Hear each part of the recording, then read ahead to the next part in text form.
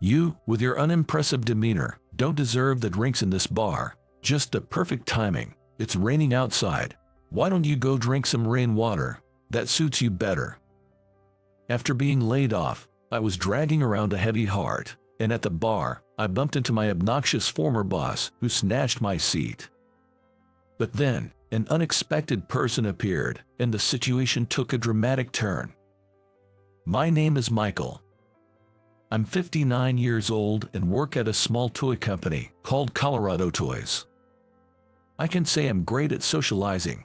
I've always been rather poor at it. However, I always tried to be as polite as possible to my colleagues and superiors, and I even developed a hit product. But my accomplishments were usurped by my colleague, Kevin, preventing my advancement. Kevin was really good at showing himself in a positive light. He would dump troublesome tasks on others, yet talk as if he had struggled through them himself. My inability to articulate well didn't help my standing with the bosses. I couldn't liven up the mood at drinking parties, and even got scolded for not speaking up more. Kevin climbed the ladder successfully and became my boss. He looked down on me completely. "Useless old men who stay at the bottom are just a waste. We don't need men who can't advance."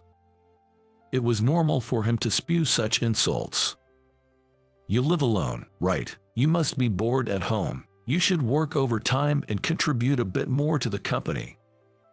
He would often force me to do overtime. Though it's painful to admit, Kevin was right in a way. When I go home, there's no one there, and I have nothing to do.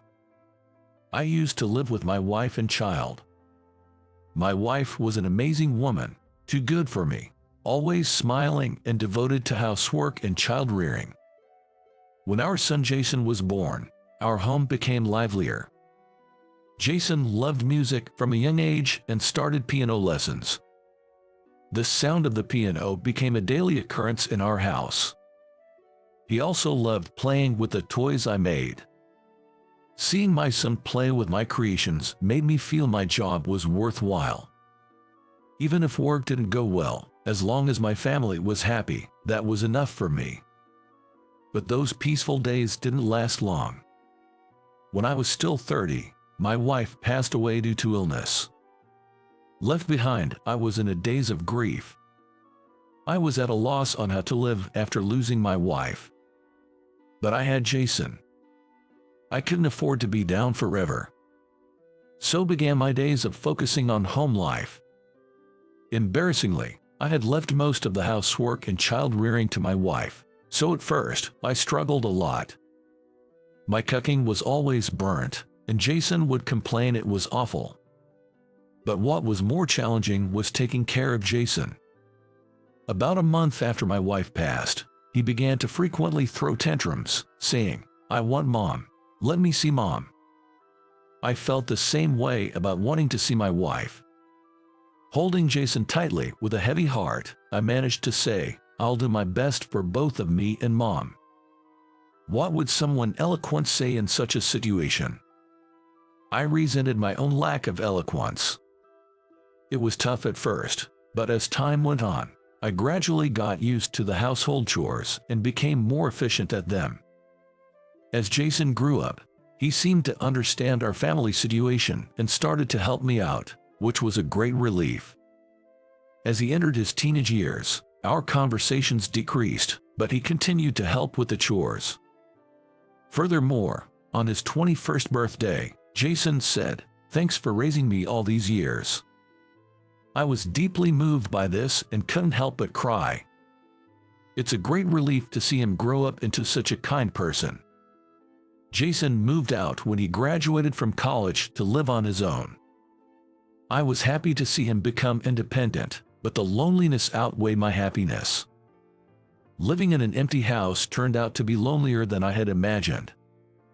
Before I knew it, I had aged and suddenly found myself at 59. One day, when I went to work, Kevin approached me with a smug grin. I had a bad feeling about it. The first thing he said was shocking. "You're fired." I was stunned by the suddenness of it. My mind went blank.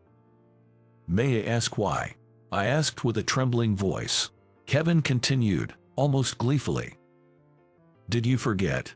I mentioned a while ago about downsizing due to poor performance.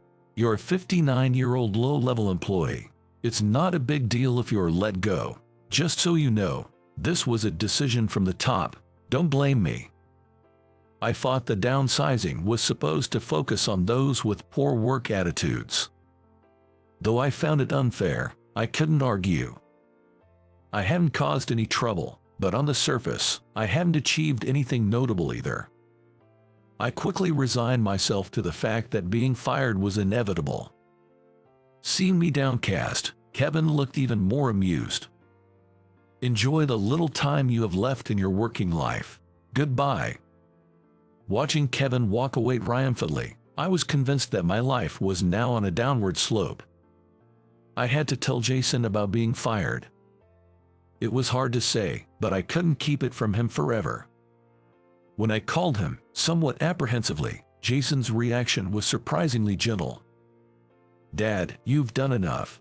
Now you can relax as much as you want. I was grateful to my son, who didn't blame me but instead comforted me. However, life after retirement was tougher than I imagined. Initially, I felt at ease without Kevin's harassment, but I soon found myself aimlessly drifting through each day, unfulfilled. Watching TV didn't really lift my spirits. I had thought work was tough because of Kevin, but after leaving, I realized I had taken pride in developing toys. Imagining the joy of children playing with the toys I created was enjoyable. Unable to find new sources of pleasure, I became increasingly despondent 6 months after retirement. I started to lose sight of what I was living for.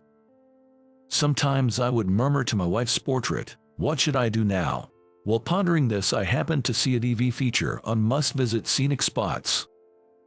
It's not that I had any particular interest. I just tuned in because I had nothing else to do. While watching aimlessly, a beautiful waterfall caught my eye. It was located in a forest and had recently become popular as a power spot. The waterfall was so beautiful, it felt like it cleansed my soul, and I found myself mesmerized by it.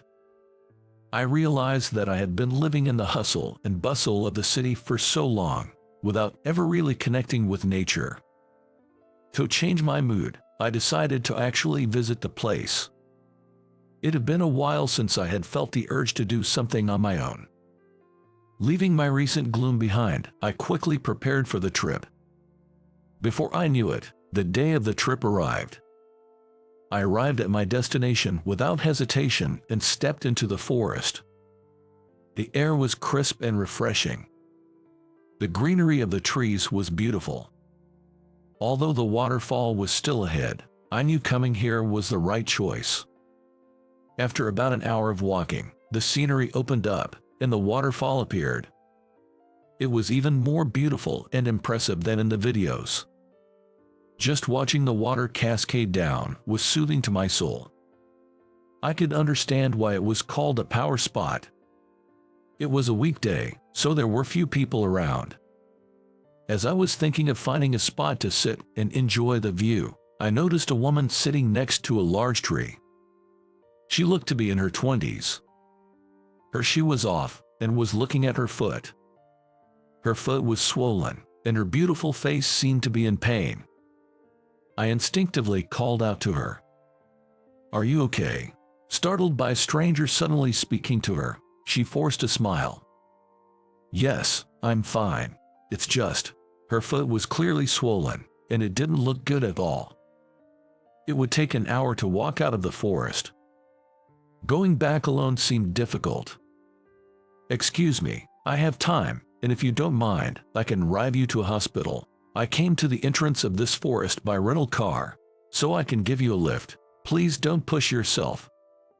The woman hesitated, but I assured her, "Please don't feel obliged." Eventually, she relented and said, "Please, I would appreciate that." I twisted my ankle walking in the forest. I didn't want to return without seeing the waterfall, so I pushed myself, but it got worse. I supported her out of the forest and drove to the hospital in my rental car. The doctor said, "It's not serious, but you need to rest for a while." Afterward, I took her to the hotel where she was staying. Her name was Emily, and she loved traveling. Emily told me about the various tourist places she had visited. She was a great storyteller, and listening to her made me want to visit those places. Surprisingly, for me, the conversation flowed smoothly even though it was our first meeting. We continued chatting even after arriving at her hotel room. I didn't have any other plans besides seeing the waterfall, and Emily, unable to go out due to her injury, wanted me to stay and keep her company. During our conversation, I learned that Emily lived in the same town as me and even knew about my former workplace. It's surprising how well she knew about such a small company. Eventually, the topic changed and she asked, "Why did you come here, Michael?" After some hesitation and wondering where to start, I ended up telling her everything from the beginning. Well, actually, I got fired from my job. Despite it not being the kind of story you typically share with someone you just met, Emily listened to it all. It turned out that she had also quit her job due to exhausting office relationships and understood my situation. Her love for travel began as a way to refresh herself by visiting different places around the country. "For all the hardship you faced, I'm sure good things are ahead in your life," she comforted me. Her empathy touched me deeply, and I was grateful. Despite the unexpected events, it turned out to be a heartwarming trip. After returning from the trip, I received a call from Jason. He invited me out, saying, "There's a great bar I know. How about we go for a drink?" It may be nosy of me, but I was worried you might have been feeling lonely, dead. "Let's go out and have a good time. I have a lot to talk about too." Nosy? Not at all. It's true that I've been living a lonely life lately. I appreciated Jason's concern. Come to think of it, it had been a long time since Jason and I had a drink together. I think the last time was on his 21st birthday. The thought of drinking with my son after so long lifted my spirits, and I quickly agreed. Unfortunately, it was pouring rain on the day of our appointment. Still, the thought of seeing Jason made the rain seem less bothersome. I took the train and arrived at the designated bar, but Jason hadn't arrived yet. He had told me it was a popular place, and indeed, most of the seats were filled. Luckily, there was one seat near the entrance that was empty, so I took it. As I was looking at the menu, the door of the bar opened. I casually glanced up and was shocked. It was Kevin who had walked in. He also noticed me and initially looked surprised, but his expression quickly turned mocking. Well, what a coincidence to see you here, enjoying life after getting fired," he said, and uninvited, sat opposite me. My son is supposed to join me soon. I'm sorry, but could you please find another seat?" I hesitated but protested. Kevin's eyes narrowed. "Why should I care? I want to drink here too. Besides, I'm a regular at this bar. I should be given priority." I thought his demand was ridiculous, but Kevin kept pressing. "Someone as dull as you doesn't deserve to drink here. It's raining, so why don't you go outside and drink rainwater? That suits you better."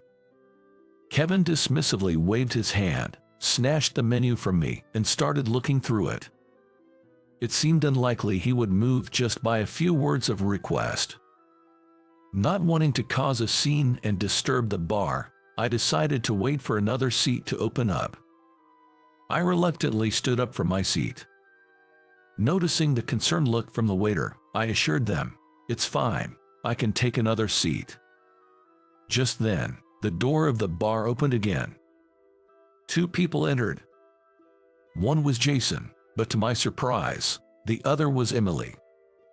"What a coincidence to meet here. This is amazing," I exclaimed, surprised. Although I was taken aback, Emily seemed as if she had anticipated this encounter. "Meeting you here isn't a coincidence. Actually, Jason and I know each other and have an important matter to discuss. So we came together. I was bewildered by this sudden turn of events. The fact that Jason and Emily knew each other was surprising enough, but what could this important matter be?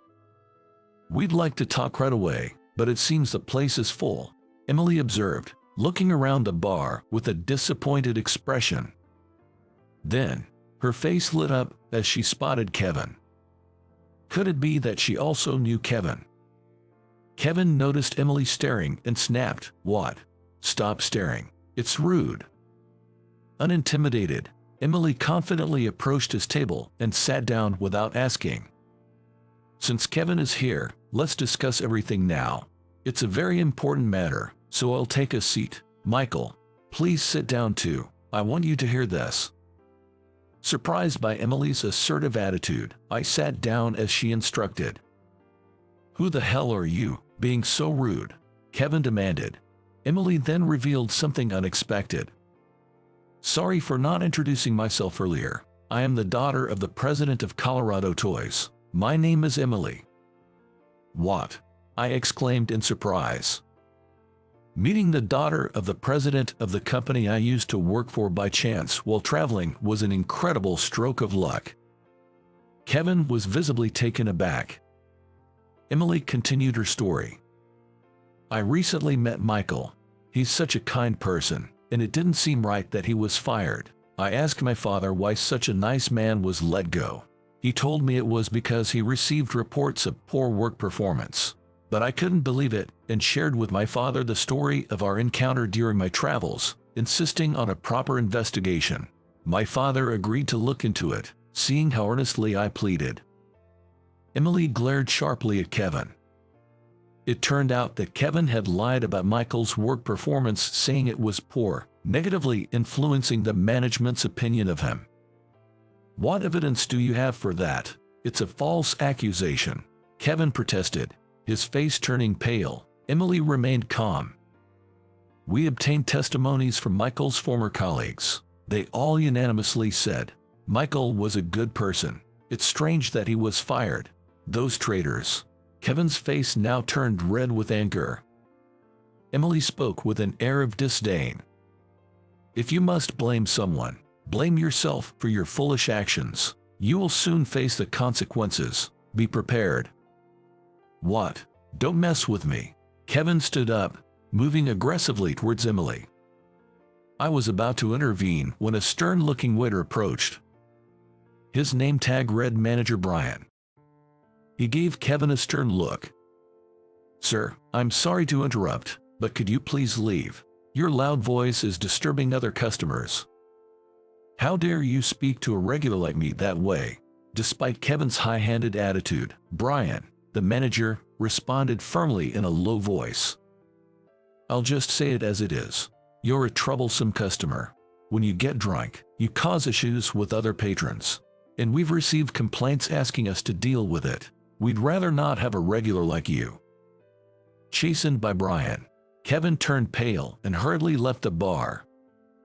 I thanked Brian. "Thank you so much. You really helped us out." "It's no problem at all," Brian replied with a hearty smile before returning to the back of the bar. Afterward, Jason, Emily, and I decided to have a good time together. Emily and Jason had two important things to share. The first was about Kevin's misconduct. It was pure coincidence that Kevin was at the bar, and both were as surprised as I was. The second was a delightful piece of news. Emily and Jason were in a relationship and considering marriage. Their meeting story was quite touching. Emily, after graduating from university, had joined a major corporation on her own merit. However, once her identity as a company president's daughter became known, baseless rumors spread that she had gotten the job through connections. No matter how hard she worked, she couldn't gain trust, leading to a difficult time. One day, she saw a man playing street piano at a station. It was Jason. After graduating from a music college, Jason had been working as a pianist, performing across the country. According to Emily, Jason's performance was wonderful, and just listening to it felt like a balm for her soul. She approached Jason to thank him after his performance, but she was so moved that she found herself in tears. Concerned, Jason listened to her story and suggested she travel around the country. He often traveled for work and believed unexpected encounters and discoveries enriched the heart. Upon hearing that, Emily decided to quit her job and set out on her travels. As she kept in touch with Jason during her journey, they grew closer and eventually started dating. Jason had arranged this meetup to introduce Emily and simultaneously cheer me up. Naturally, I supported their relationship and congratulated them. "Congratulations, I'm looking forward to the wedding." Jason, laughing, said, "We haven't even decided when to get married yet. You're getting ahead of yourself," but he looked pleased. The three of us then enjoyed a pleasant meal and drinks together. It seemed that Brian, the manager, had overheard our conversation, as he kindly provided us with some complimentary dishes. Thus, the enjoyable night wore on. A few days after the incident at the bar, I heard from Emily that Kevin had been fired. It turned out he was not only harassing others, but also embezzling company funds. Apparently, his family had enough and left him. Meanwhile, I returned to work and got involved in toy development again. My past achievements were recognized, and I was promoted. Now able to fully utilize my skills, I launched IT products one after another, contributing greatly to the company's growth. Many consumers thanked me for the wonderful toys, which was incredibly gratifying. Jason and Emily were also delighted with my success. As kids, they loved the toys I developed, so their happiness meant even more to me. Recently, they celebrated their wedding. They are now enjoying a blissful married life. Influenced by Emily, I've grown quite fond of traveling, often taking trips on weekends. My personal life has finally become fulfilling, and living feels enjoyable now. There was a time when I was worried about what the future held, but now, it seems life will be good. It felt like my wife in heaven was smiling down at me, reassured. My name is John. I'm just an average real estate salesperson, still a regular employee after 15 years of service. At 35, I'm single, without a girlfriend or friends. I'm not very savvy and lack special skills. Even my junior colleagues outperform me. In a company, I've become quite a burden. That's why you can't close deals. You have to be more assertive, even pushy, to get commitments. After I finished a call with a client, my junior colleague, Kevin, said that to me. Kevin, 4 years my junior and already demonstrating great sales performance since joining the company, is rumored to be the next department head. Ah, right, I'll try that next time. You always say that, John, but you never really take anyone's advice. You've got to learn from the best. His tone was like a boss scolding a junior colleague. Well, it's always been like this, and the performance gap between Kevin and me is quite evident. Haha, sorry. I always manage to get by with a laugh. I do think Kevin has a point. But I just can't bring myself to like the idea of exploiting clients' weaknesses with aggressive tactics. It's not that it's wrong, it's just how things are done, but I've always thought that I wanted to make proposals more in line with what the client needs. And yet, here I am, getting lectured by my junior colleague because my performance doesn't back up my lofty ideals. Then, John, can we talk for a sec? It's not just my junior colleagues who lecture me, but naturally, my superiors too. After lunch, my boss, Kyle, called me out. Kyle, my supervisor and a department head 2 years my senior, has been my direct boss since I joined a company. So, it's fair to say he knows best about my lack of work performance. Earlier, you were getting lectured by Kevin again. When Kyle said that, I replied, yes, that was my response. It's embarrassing to have my boss hear about me being reprimanded by a junior colleague. Well, this is also a usual occurrence. Aren't you ashamed? Being outperformed and even admonished by someone 4 years younger. Don't you want to change, to take action? Without ambition, it's no surprise if people say you're holding us back. I'm sorry. It's not that I lack ambition. I wanted to build relationships with clients in my own way and improve my performance. That's what I used to think. But at some point, I began to resign myself to the situation, thinking, there's no way someone like me could achieve that. I feel a sort of disappointment in myself.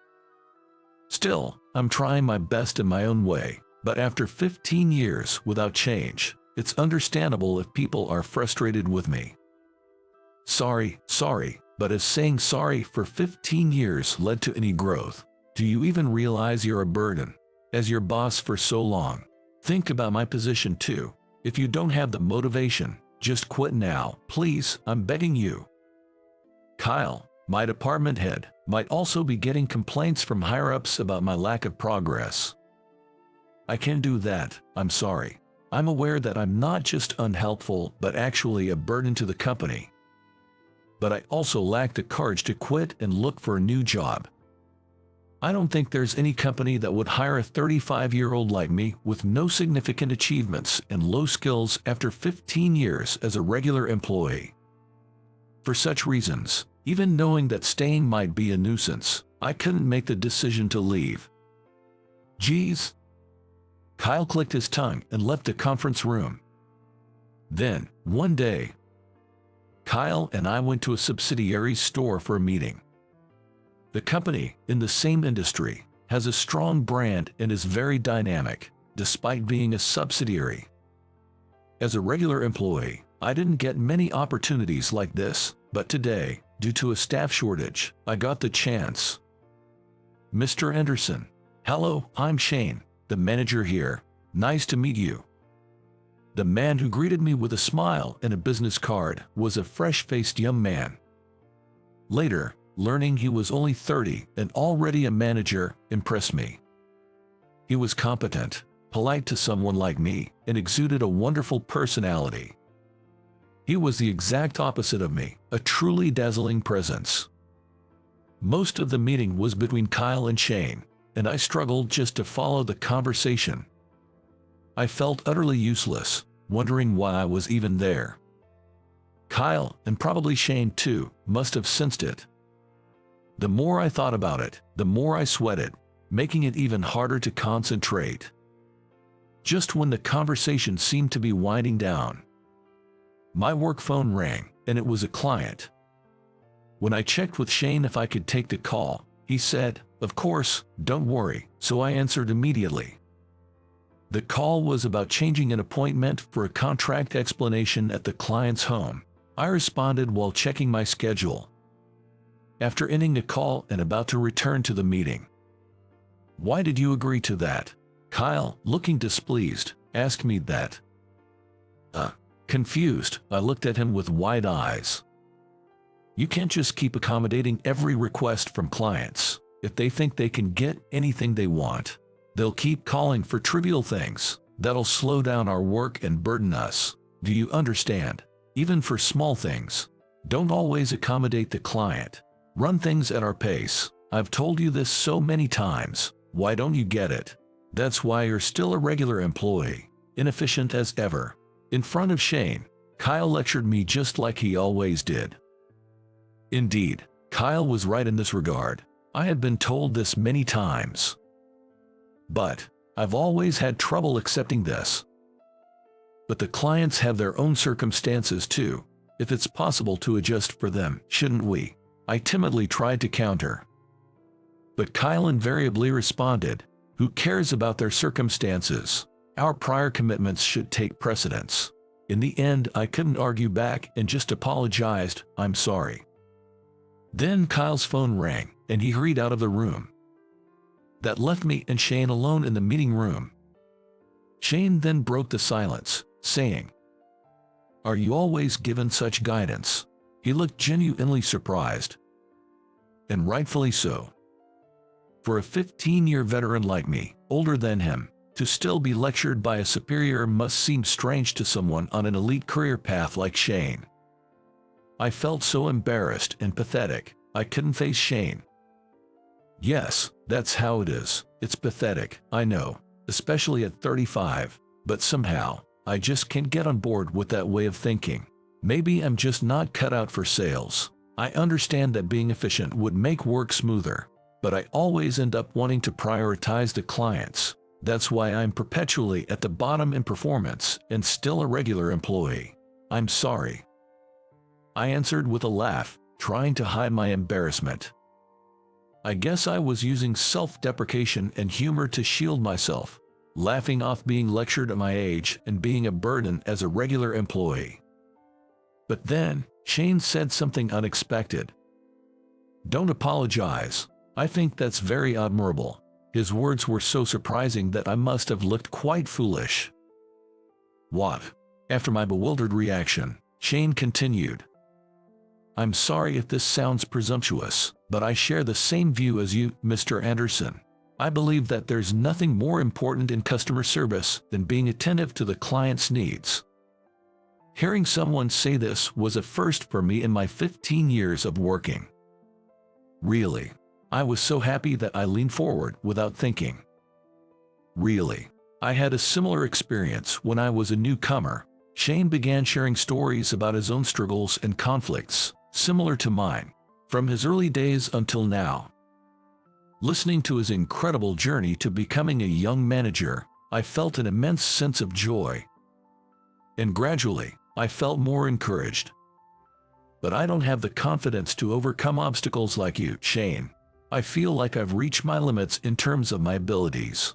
However, talking to you today has been really great. It makes me want to keep trying and do what I can. I sincerely express my gratitude. We exchanged contact information after Shane suggested it. After that, Kyle returned, and we continued the meeting as usual, but my heart felt lighter. Over time, Shane and I grew closer, going out for drinks occasionally. Despite being my junior, he respected me and seemed to restore something like my lost self-esteem. Though our ages were quite different, it felt like I had made a friend for the first time. Then, one day while drinking as usual, Shane said something. "Mr. Anderson, I know this is a big ask, but would it be difficult for you to join our company? I never imagined that someone would make such a request to me." Me. I was utterly baffled. Then Shane explained, "Our company, and no offense to your parent company, but both seem to be prioritizing efficiency at the expense of customer service, almost like a lordly way of doing business.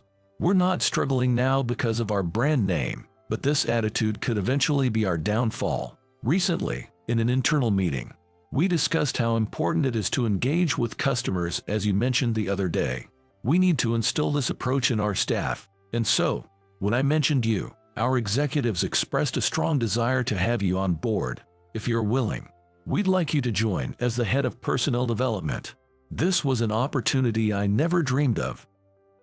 I had always thought my inefficient work style was a negative, but here was a chance to utilize it positively.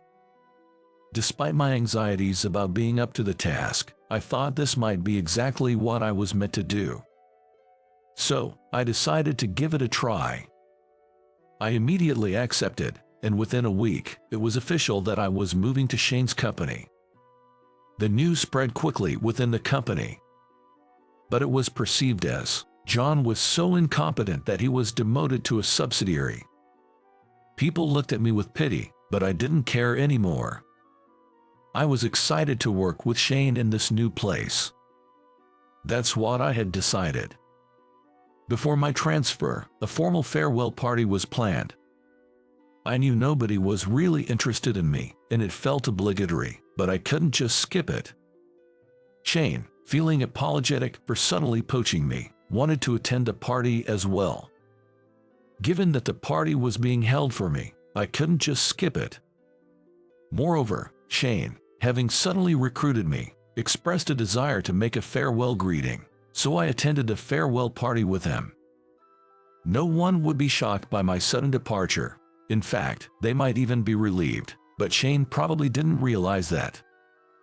To celebrate Sean's transfer, cheers. I thought the toast might have been sarcastic, but I tried not to mind, given it was a farewell party. However, the sarcasm towards me didn't stop during the party. Without an incompetent junior colleague, I'll be in trouble with less work, joked Kyle.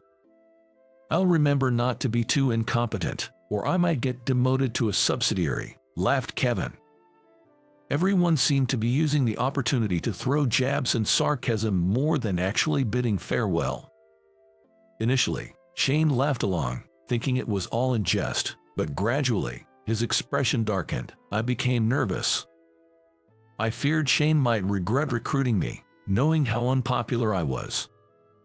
After Kyle jokingly thanked Shane for taking on their big burden, saying, "It's clear that Shane is a young man with a generous heart and a spirit of volunteerism," Shane, who had been sitting quietly, stood up and responded, "Not at all. It is me who should be thanking you, Kyle, and everyone here, for your spirit of volunteerism."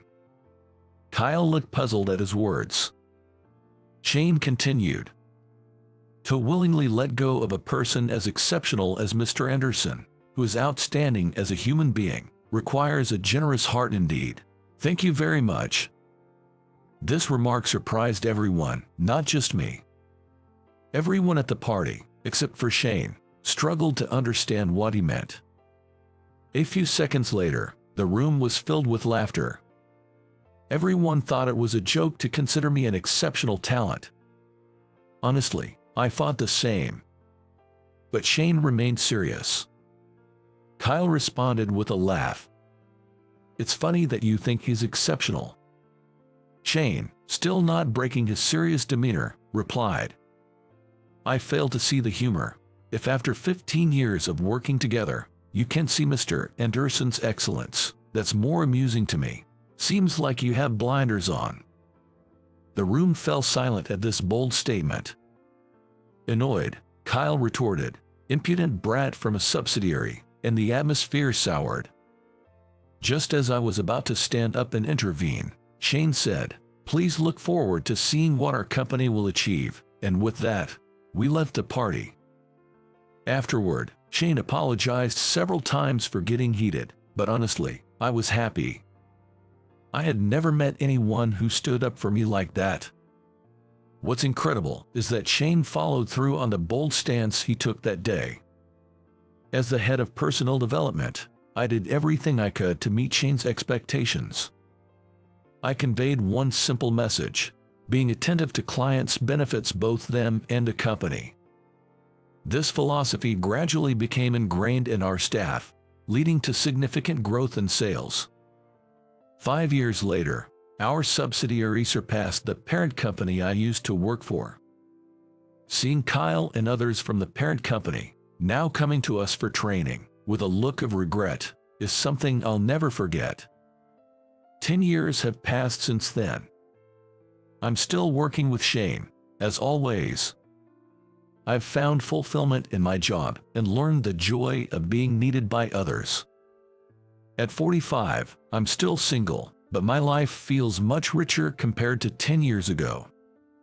All of this is thanks to Shane, who recognized and leveraged my approach. I plan to continue doing my best here, living my life to the fullest.